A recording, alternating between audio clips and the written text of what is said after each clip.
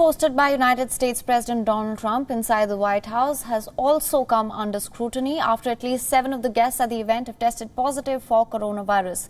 The reception was held after the nomination ceremony of Judge Amy Coney Barrett on September 26th. Interestingly, Trump's communications director, Hope Hicks, did not attend this event. Remember, US President underwent a COVID test after Hicks tested positive on October 2nd.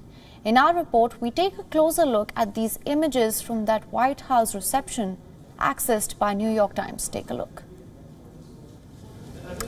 At least 7 people who attended a prominent White House ceremony have now tested positive for coronavirus, including the US President Donald Trump and First Lady Melania Trump. Now, there is quite a lot of scrutiny on this White House event, which was incidentally the nomination of Judge Amy Coney Barrett, and several experts are calling it a super spreader event. Now, the New York Times has released some images from inside the Rose Garden ceremony, which give us more insights. Let's take a look. So this is the New York Times article which gives us a glimpse inside the White House event, which is now coming under scrutiny and is being billed as a super spreader event due to lack of social distancing norms and any kind of precautions like face masks worn by the guests.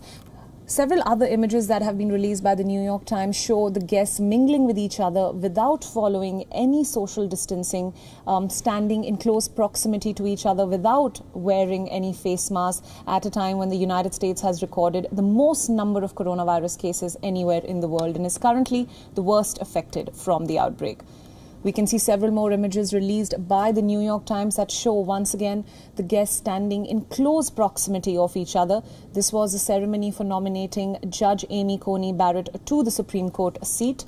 We can also see Attorney General William Barr along with Supreme Court nominee Amy Coney Barrett standing and talking to each other. None of them, as we can see from the images, wearing a face mask.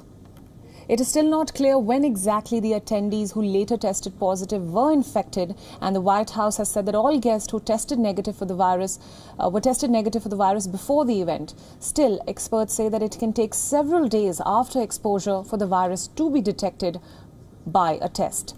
And this White House gathering was far from the only one this week in which Donald Trump was in close quarters with families and other members of his staff. And these images give us an insight into how the infection could have spread across the White House staff. With camera person Kapil Kumar, Priyanka Sharma Pawa for WION, World is One.